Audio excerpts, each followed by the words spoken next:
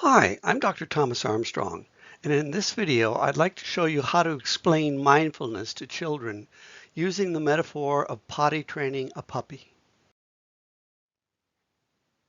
Millions of children are now practicing mindfulness all over the world, and while it's a very simple process of trying to be always in the present moment, it helps if a parent or teacher has ways to vividly explain the mechanics of this practice to them without getting too wordy or abstract. Here's one way to describe mindfulness practice to kids that teaches them by telling them a story about puppies. Say to them that practicing mindfulness is a lot like potty training a puppy. You put the puppy on his paper, and at first he's bound to wander off. What you do, instead of getting mad, is to simply pick up the puppy and return him to the paper. If he wanders off again, you do the same thing. You pick him up and you put him back on his paper. And you do this as many times as you need to until he starts using the paper consistently. This is just what we need to do with our minds when we're practicing mindfulness.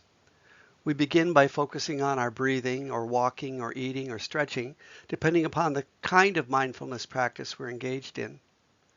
But inevitably, our mind wanders off, just like the puppy.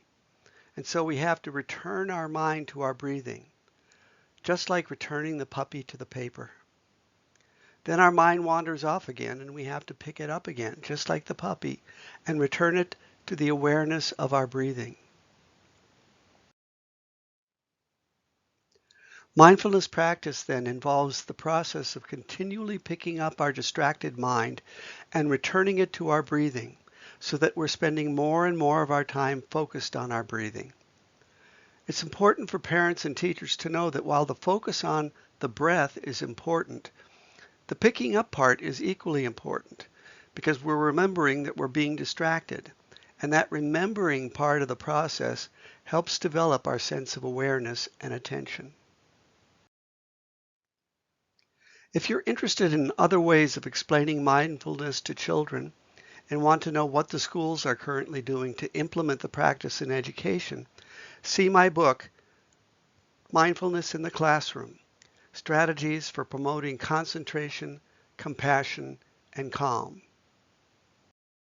Also, you can visit my website at institute4learning.com. That's institute4learning.com.